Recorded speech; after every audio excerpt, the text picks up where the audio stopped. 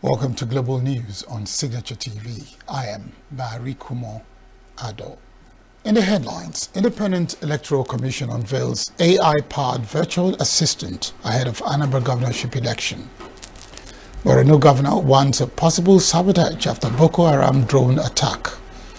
Brazilian President Lula meets Malaysia's Prime Minister Anwar in Kuala Lumpur. And Wagner's comes to pole at Malaysian MotoGP. Details shortly. Every second, every minute, every day, news is breaking.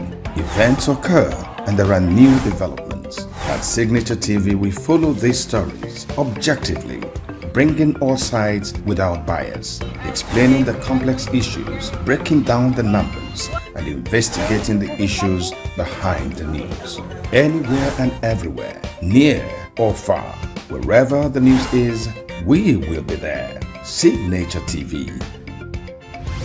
News in your pocket. The National Assembly has commenced deliberations on far-reaching constitutional amendments that could see the creation of 55 new states and 278 additional local government areas across the country.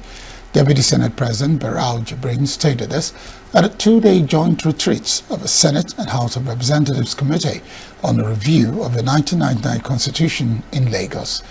Jibrin, who also chairs the Senate Committee on Constitution Review, said the National Assembly remained committed to delivering people-centered and timely amendments to the Constitution, called on lawmakers to work towards fulfilling the promise of transmitting the first set of amendments to the state houses of assembly before the end of the year by resolving all issues and making recommendations to both chambers.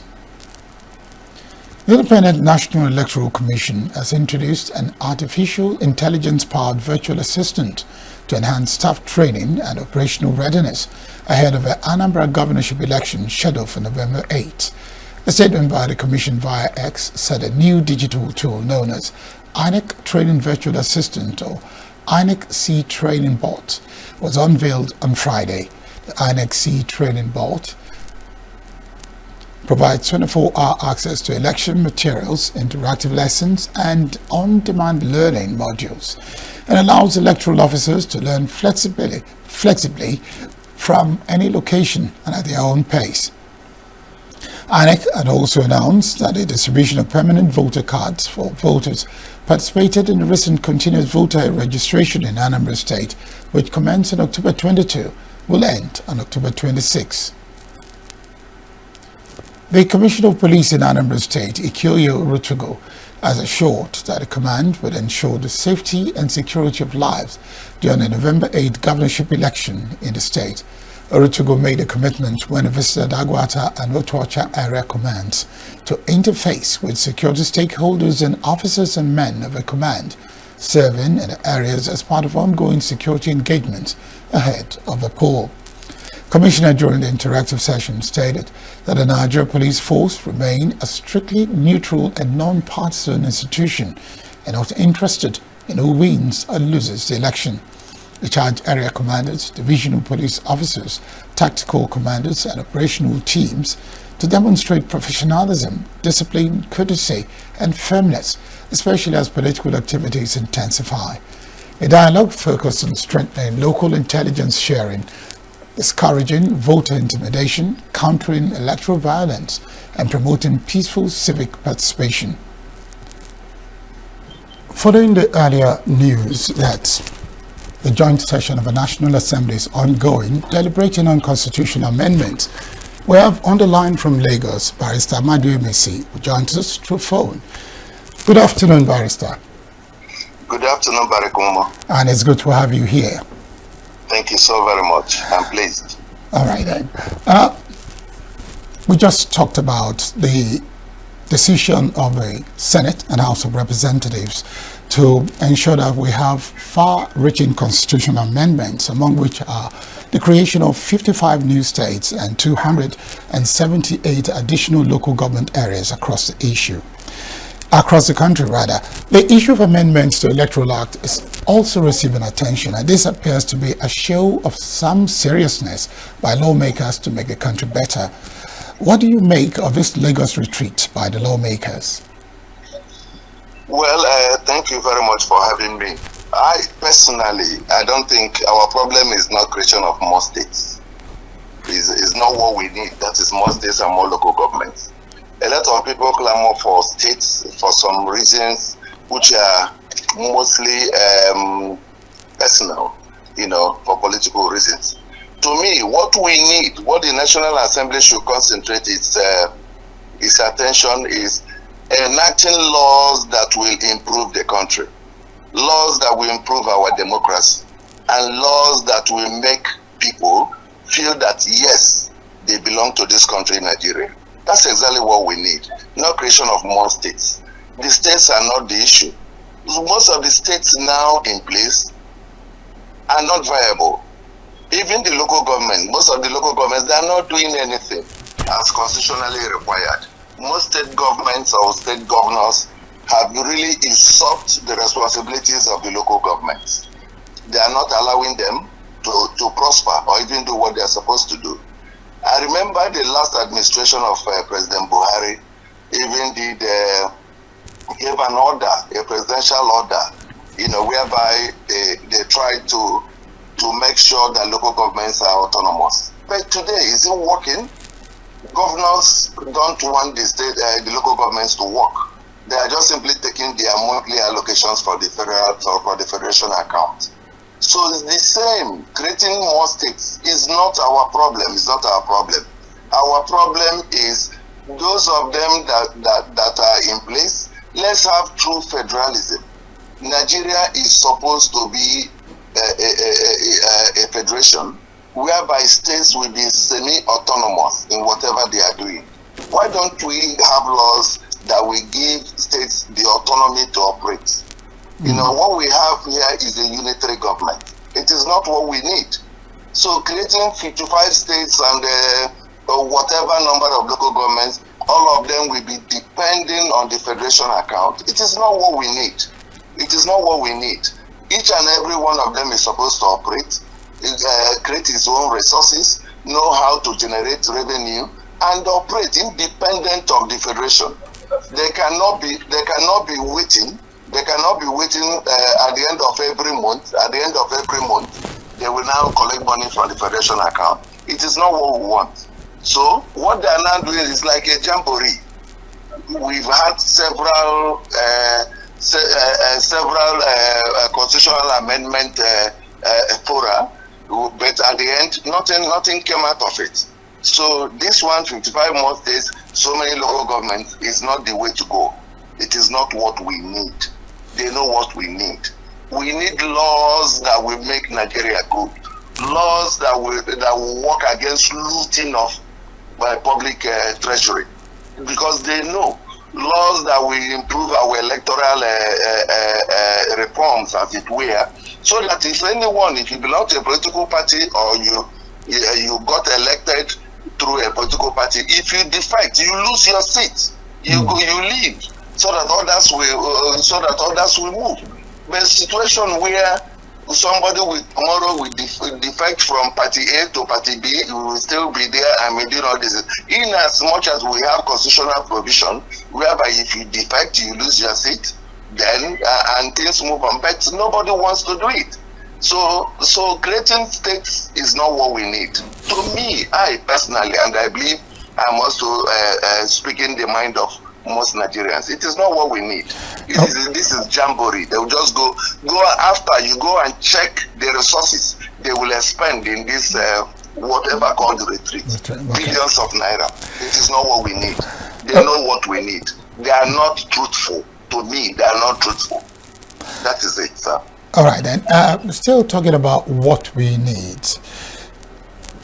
The Anambra State gubernatorial election is just a few days away. I think the countdown has started. November 8th is just around the corner. And we have a new INEC chairman. And so I want to believe that the Anambra State... Your account is too low for this call. Dial *303# to borrow... So sorry about that. We'll still make efforts to call Uche Maduemesi to conclude this discussion. Let's take a quick break before we go to other stories. Every second, every minute, every day, news is breaking, events occur, and there are new developments. At Signature TV, we follow these stories objectively, bringing all sides without bias, explaining the complex issues, breaking down the numbers, and investigating the issues behind the news. Anywhere and everywhere, near or far, wherever the news is, we will be there. Signature TV. News in your pocket. Barrister Uche is still with us, and so that question I said I was going to ask, I'm asking it now. Normally in Africa, when new person comes in, we have this saying that a new broom sweeps very well. And we expect the new INEC chairman to not only take charge, but to begin to show the way forward in terms of election integrity and everything concerning what the Constitution says about the election, with Anambra State governorship election as a test case. What is your overview and expectations concerning that election on November 8, Uche? Yes, firstly, concerning the appointment of Joash Amopiton as the new INEC chairman, firstly, he has to make Nigerians have confidence in his administration. You know, he has a baggage of being a member of the Lego team that defended President Ahmed Bola Tinubu. So there are some people, when you call them, say, that's Tinubu's man. What is the guarantee that he's going to do the needful? So he needs to do what is right. And being a lawyer, because we have always believed that the problem in this country, not about elections, people coming to cast their votes, but allowing the votes to count. If you win me and it's fair and square, I will not grumble. But a situation where I will cast my vote, then by the time the results are being announced, you notice that my vote or whatever we didn't count. So that's exactly what we need. So he needs to now let us have that confidence. Being a lawyer, let him know what is right. Let him do what is right. The rule of law is very, very important here. If people cast our votes, let it be so. Then even this issue of transmission, electoral transmission of results, because that is the main thing every Nigerian is clamoring for. If we cast our votes, then the results will be transmitted online from the polling booths to wherever is the collection center, and the thing will be uploaded. We wouldn't want a situation where later we start hearing about glitches here and there. We don't need that. So he needs to up his game. He needs to do what is right. And Bola Ahmed Tinubu, President Tinubu, while he was inaugurating or swearing him in, he made a declaration that he should try and make elections to be what is supposed to be credible. I believe he meant what he said, because in trying to make elections credible, I hope it is not maybe credible to be that he won. They should allow us to vote. If we vote, let our votes count. If he wins, so be it. If he didn't, then he should be proud enough, or even he should be proud enough to now say, look, I know I didn't win. Let the winner go. We know what happened in 2023. He didn't win. We know.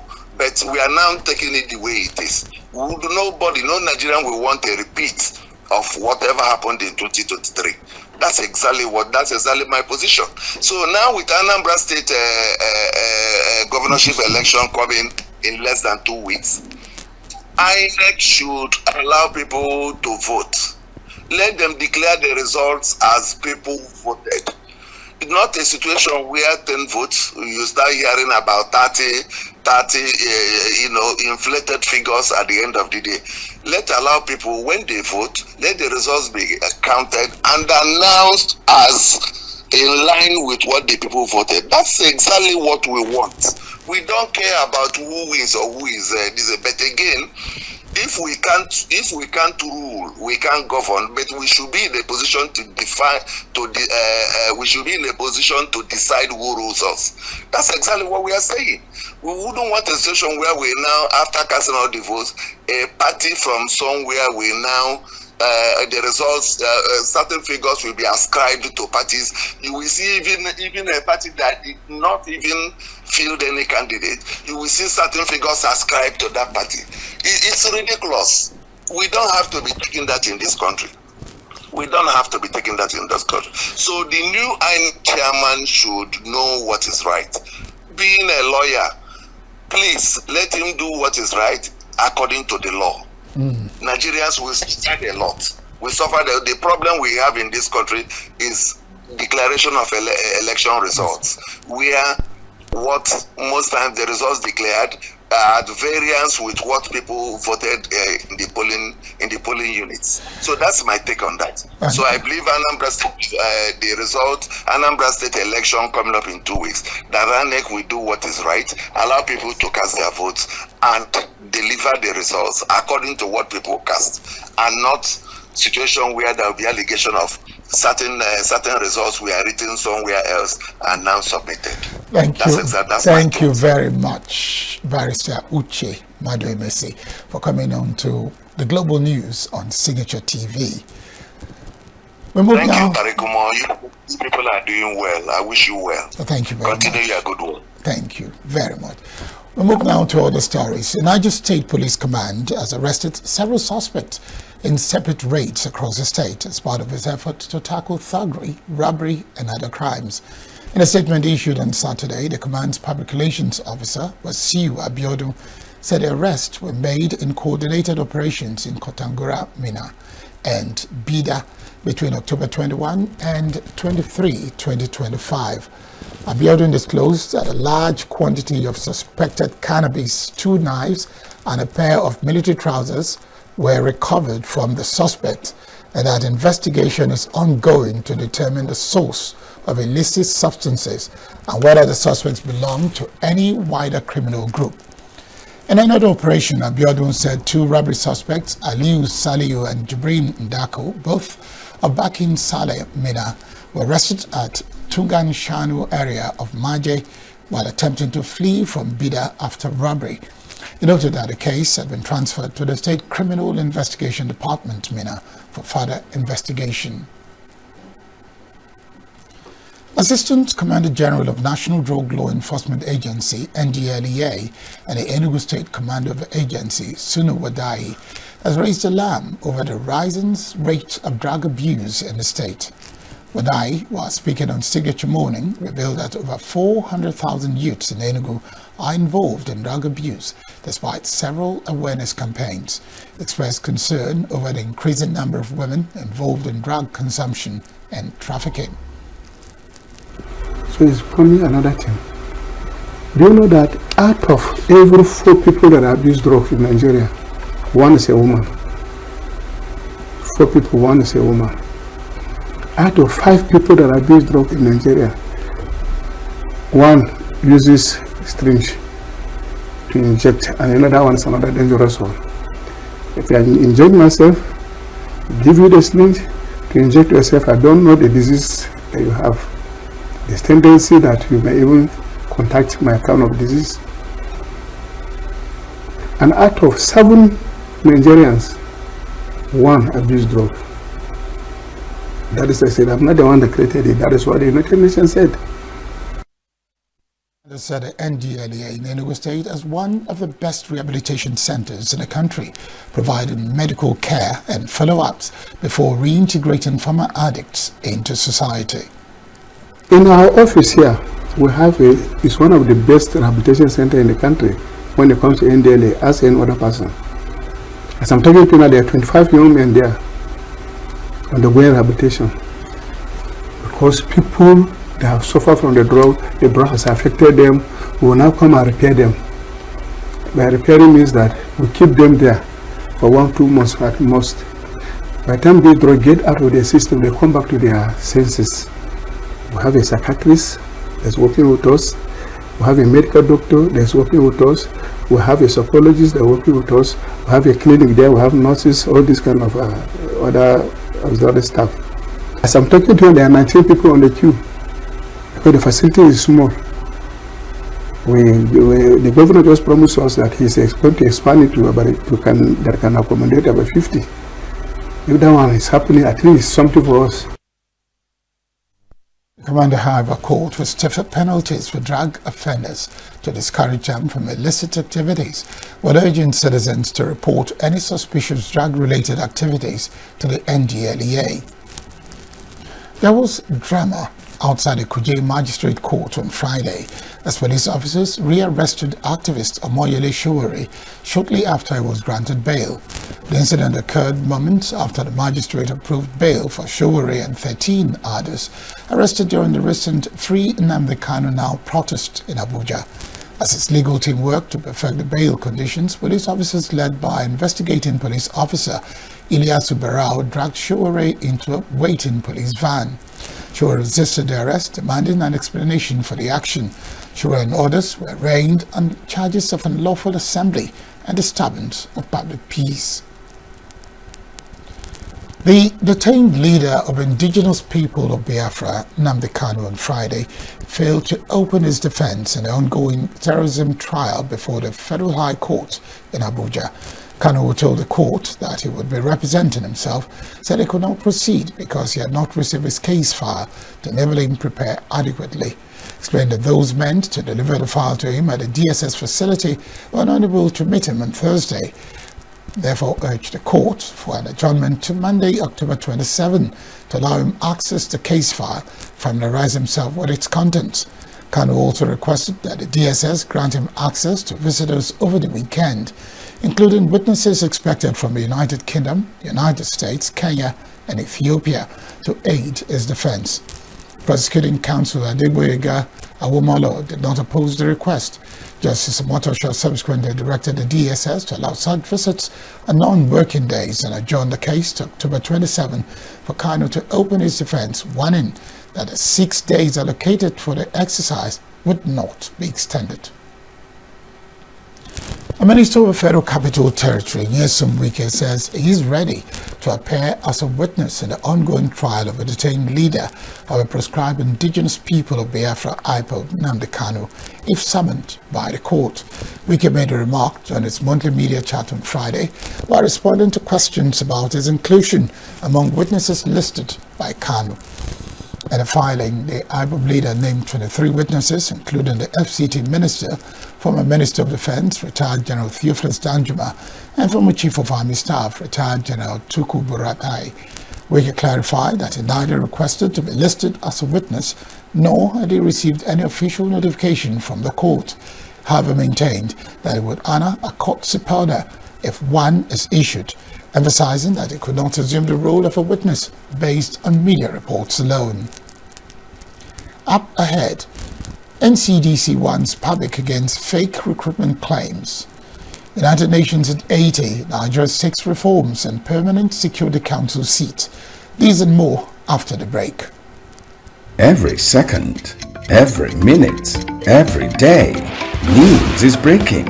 Events occur and there are new developments. At Signature TV, we follow these stories objectively, bringing all sides without bias, explaining the complex issues, breaking down the numbers, and investigating the issues behind the news. Anywhere and everywhere, near or far, wherever the news is, we will be there. Signature TV. News in your pocket. The Gombe State Commissioner for Internal Security and Home Affairs, retired Colonel Abdullahi Bello, has died in a fatal road accident. The incident occurred on Friday along the Malam Sidi Gombe Road while the commissioner was returning from Maiduguri, Borno State, who attended the Northeast Regional Consultation on the development of a national disarmament, demobilization and reintegration framework. A statement issued by the Director General Press Affairs at the Government House, Ismaila Misili, confirmed that Bello died alongside his police orderly, Adamu Hussaini. Governor Muhammad Yahya described the late commissioner as a disciplined officer and dedicated public servant who brought his wealth of military experience, leadership and patriotism into the service of Gombe State. The governor extended his condolences to the family of the deceased, his associates, and the people of Balanga local government area, praying that the Almighty God will forgive his shortcomings and grant him eternal rest. He also prayed for the speedy recovery of the commissioner's driver who sustained injuries in a crash and currently receiving treatment. Governor Dauda Lawal of Zamfara State has inaugurated the Accreditation and Special Duties Subcommittees of the People's Democratic Party (PDP) ahead of its 2025 elective national convention. Inauguration of accreditation subcommittees took place on Friday at the PDP Legacy House in Maitama, Abuja. The committee is responsible for producing the delegates list, booklets and tags for participants and observers, as well as accrediting and ensuring the welfare of delegates. Lawal noted that both subcommittees form part of a National Convention Organizing Committee working towards a smooth and credible exercise. The convention is scheduled to hold on November 15 and 16 in Ibadan, Oyo State. The African Democratic Congress, ADC, wants President Bola Tinubu to explain the sudden removal of the nation's service chiefs, which it says has sparked public concern and raised questions about transparency and stability within government. In a statement signed by its National Publicity Secretary Bolaji Abdullahi, the ADC said while the President, as Commander-in-Chief, has the power to appoint and remove service chiefs, the timing of a decision coming amid widespread rumors of an attempted coup makes open communication vital. The opposition party faulted what it described as a vague and evasive response from the federal government, insisting that Nigerians deserve clear and honest explanations rather than speculation and uncertainty. ADC noted that many of the removed service chiefs had barely served 2 years in office, while the current Chief of Defense Staff had only recently been promoted from the position of Chief of Army Staff, so that such a major shake-up cannot happen without serious underlying reasons which the citizens have a right to know. The party further expressed concern that insecurity continues to worsen across the country, while the government appears more preoccupied with political maneuvering than with safeguarding life and property. Meanwhile, the presidency is insisting that the sacking and replacement of service chiefs in the country has nothing to do with the rumored coup plots. A special advisor to the President on Information and Strategy, Bayo Onanuga, said that shake-up was a move to inject new direction into the armed forces. Onanuga said President Bola Tinubu merely acted within his authority to make leadership changes in the military. According to him, service chiefs can be hired and fired by the President as Commander-in-Chief of the Nigerian Armed Forces. Borno State Governor Babangana Zulum has expressed deep concern over reports a Boko Haram terrorists deployed a drone in their latest assault on soldiers in Mafa local government area of the state. Speaking during a post-attack assessment visit to Mafa on Friday, Zulum said he was shocked that the attack occurred despite prior intelligence warning of an imminent strike in the area. The governor described the use of drones by insurgents as a dangerous escalation, warning that it exposes serious vulnerabilities in Nigeria's airspace and defense systems and poses not only a threat to Borno State but also to national security. Zulum urged the federal government to immediately review and strengthen the country's air surveillance and defense mechanism to counter emerging threats from terrorist groups. While commending the bravery of the Nigerian armed forces, the governor appealed to residents to support security agencies by reporting any suspicious activities in their communities. The attack, which occurred in the early hours of Thursday, was part of a series of coordinated assaults by Boko Haram on multiple military locations across Borno and Yobe states. The North Central Development Commission has warned the public against falling victim to fake recruitment schemes being circulated online and through other channels. In a statement signed by its Executive Director of Corporate Services, James Uloko, the Commission said it has not begun any recruitment exercise, but urged Nigerians to disregard the fake recruitment messages and remain alert to fraudsters attempting to exploit job seekers. He added that recruitment would only begin after some processes are completed and the Commission's budget receives final approval from the National Assembly. Uloko noted that since its establishment and inauguration of its board, the NCDC has been focused on developing its organizational structure and assessing its human and material resource needs. They showed that when the Commission is ready to employ, the process will be open, transparent, and in line with due process involving all relevant stakeholders.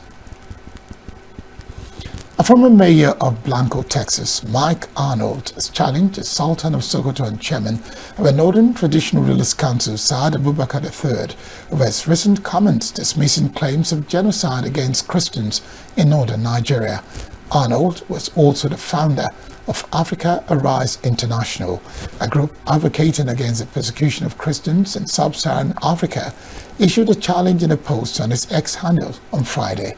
He was reacting to the Sultan's remarks at the General Assembly of Northern Traditional Rulers Council in Birnin Kebbi, where the monarch said reports of Christian genocide were false and intended to sow division.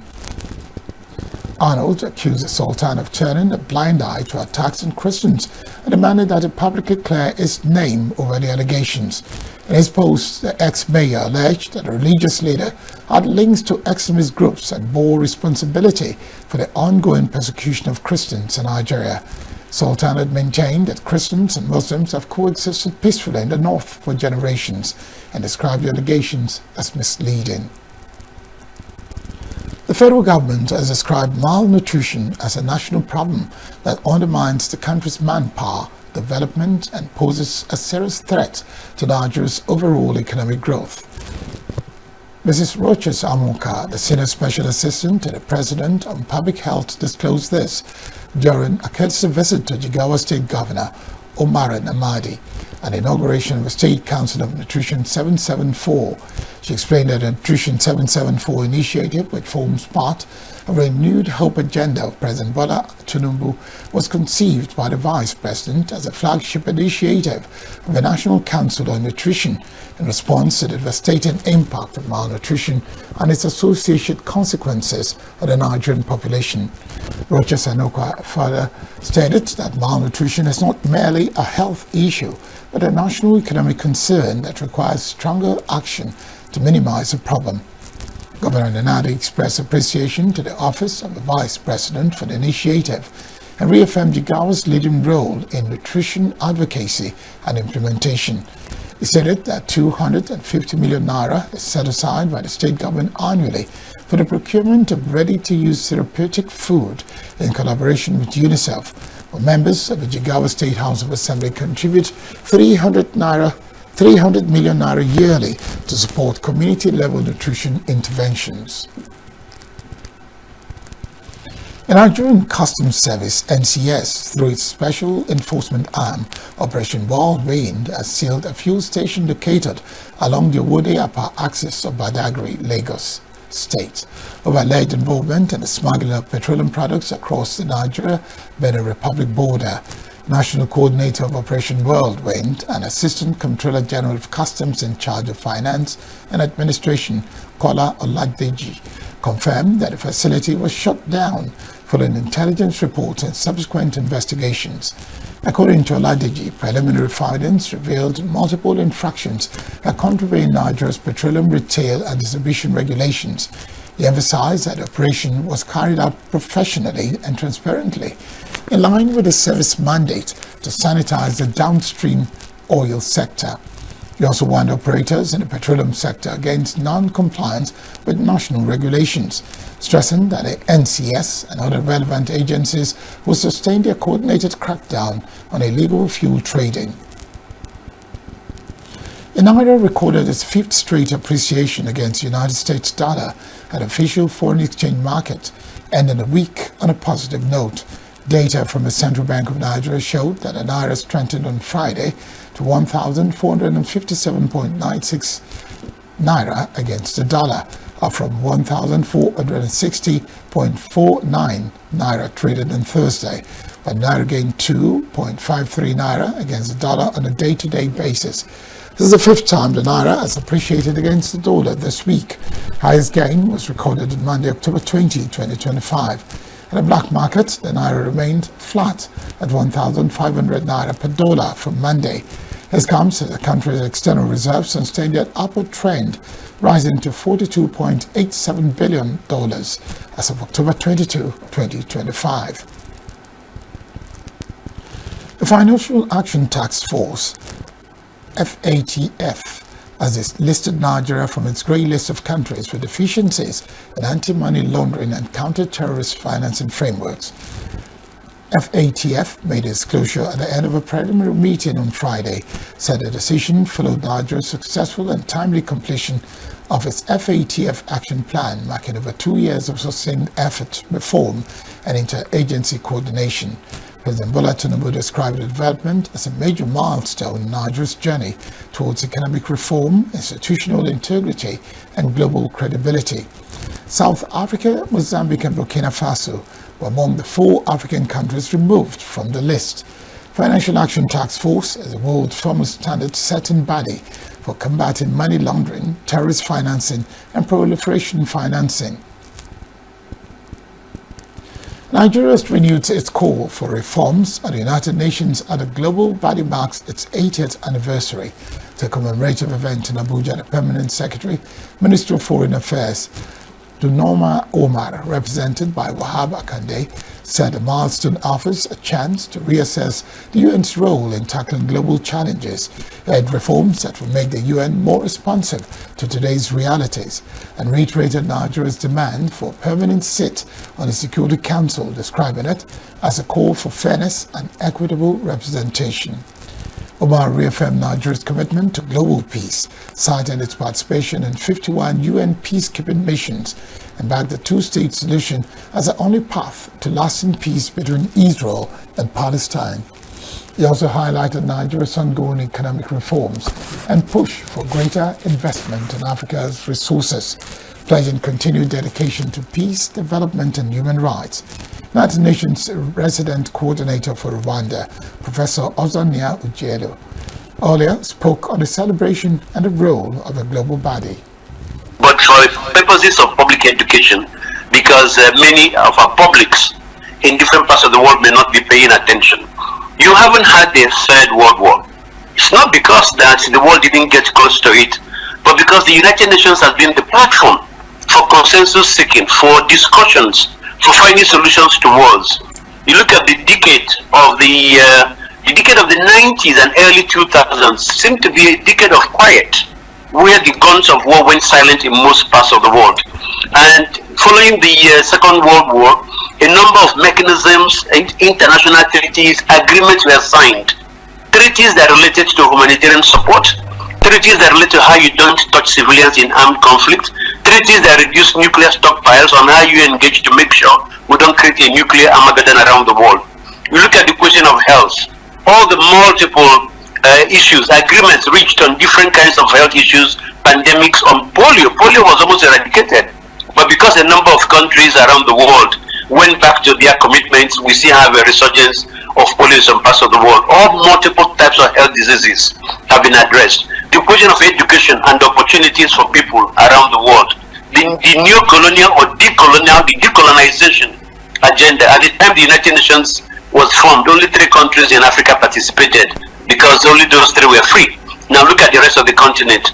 So every vista of human activity that you can mention, the United Nations have been at the center of the development. Now you fast track it to where we are today. Discussions around an international tax convention in the realm of social media, in the realm of online purchases. Countries sit in one country, sell products in another country. The countries where most of the products are bought don't gain anything from taxation by these companies. These are the kinds of conversations that are happening in the UN system on an international taxation convention. Very recently, the World Health Assembly adopted a pandemic treaty. You know what it means to have a global understanding and agreement on how you deal with issues of pandemics. So on finance, and the Secretary General is very strong that the international financial architecture that we have in the world today was designed for the world of 1945, which was the world of Europe. And therefore we need to reform, unbundle the international financial system so that it begins to speak to the needs of countries in the global south. That's Professor Ojeda. Brazil's President Luiz Inácio Lula da Silva met Malaysian Prime Minister Anwar Ibrahim on the sidelines of the 47th Asian Leaders Summit in Kuala Lumpur on Saturday, with both leaders affirming more cooperation between the two countries. After bilateral talks, Anwar and Lula also witnessed the signing of MOUs before addressing the press. This is not a normal, ordinary diplomatic encounter. This is an encounter, engagement between friends who share a common conviction and ideals. And let us make sure that our two countries and two regions, Latin America, ASEAN, and Asia, will work together, and we become one of the key pillars in ensuring that bilateral relations extend beyond trade, investments, politics, and culture. I like to the end of my statement to the press saying the following, that the agreements that were signed today, we're going to go back to Brazil with a certainty that 30 years has passed since no Brazilian president has set foot here in Malaysia. There's this gap between Brazil and Malaysia, which is something unthinkable, because it's been for a long time Malaysia has been sold to the world as a place where there is extraordinary growth and development. And we could have come here earlier than after 30 years, but there's always a first time for everything. And I like to end by saying to my dear friend Prime Minister Anwar, I can reassure you that this trip, my trip to Malaysia, and all the warmth that you have shown, by inviting us to the ASEAN meeting, will change the history of relations between Brazil and Malaysia. Thank you very much. Mexican President Claudia Sheinbaum says trade talks with Washington were going well, declining to comment about U.S. President Donald Trump's announcement that the U.S. was ending trade talks with Canada over an anti-tariff advertisement issued by Ontario's provincial government. Let's wait to see. Yesterday, I believe there were 3 posts made on his social media, so we'll wait to see how the relationship with Canada develops. In Mexico's case, we are quite far along. The Secretary of Economy is going to APEC next week, where he'll still have meetings with President Trump's administration to finalize some agreements that are still pending.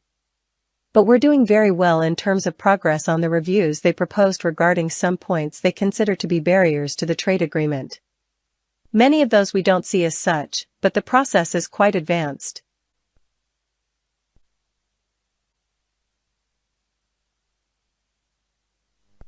The U.S. President on Friday accused Canada of trying to influence the Supreme Court as it prepares to consider a challenge to its global tariff agenda.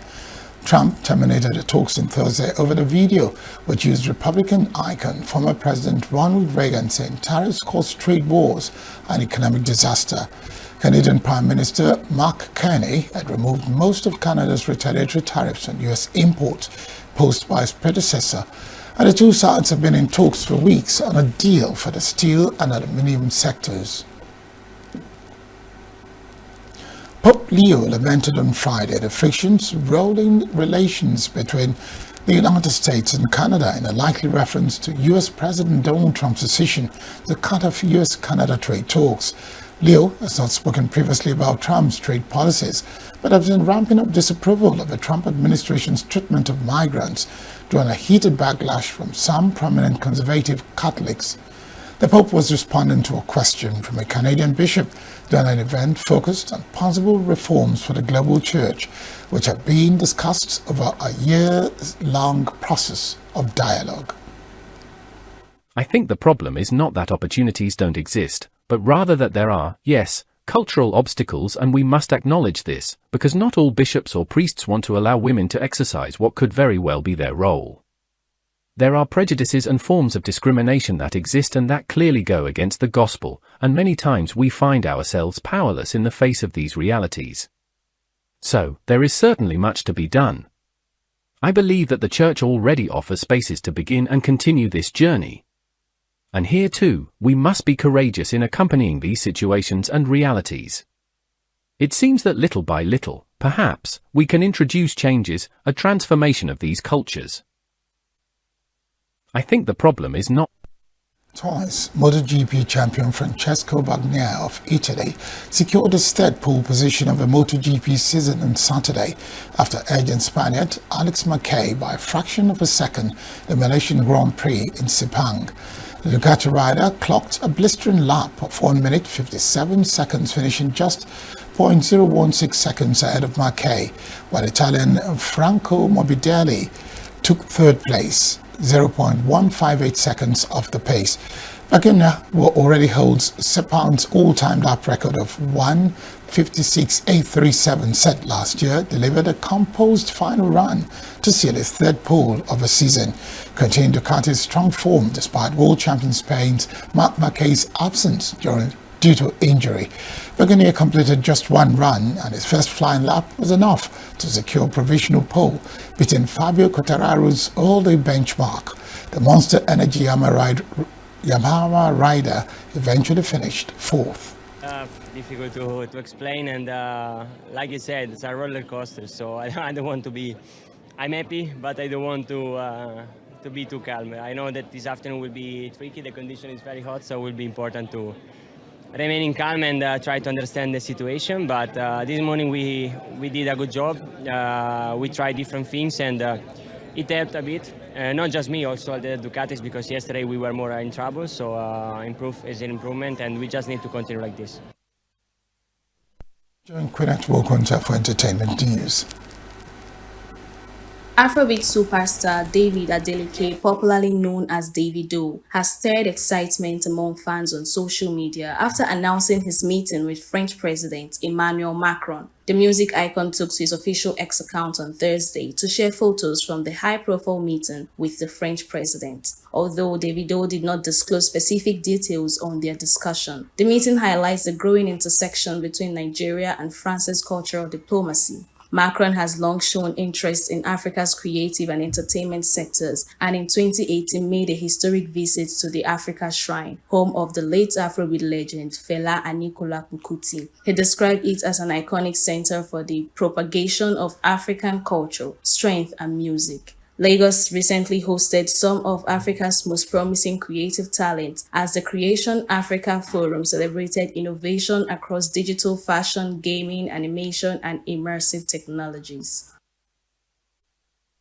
U.S. media outlet has reported that media personality Kim Kardashian said she had been diagnosed with a brain aneurysm. Kardashian revealed her diagnosis during a teaser on the 7th edition of her reality show The Kardashians, which premiered on Hulu. They said it was not clear whether Kardashian was experiencing symptoms or not. The report was not immediately confirmed, although Kardashian's agent, public relations representative, and attorney did not immediately respond to media inquiries on the matter. Earlier this year, she gave evidence in the trial of the gang called the Grandpa Robbers, who were accused of stealing jewelry worth millions of euros from her at gunpoint during Paris Fashion Week in 2016.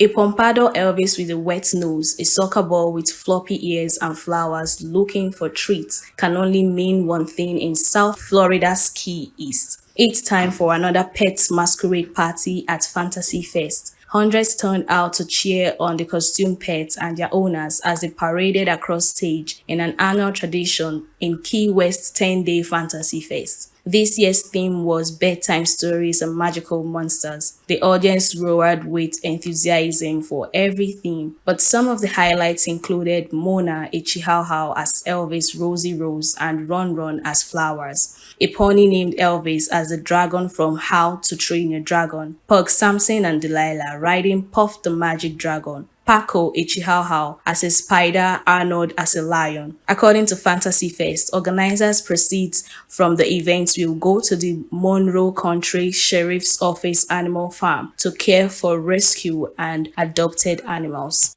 And that's the entertainment news. I am Quinette Wokonta for Signature TV News. That's the news this hour. I am Barry Kumo Ado. Thank you very much for watching.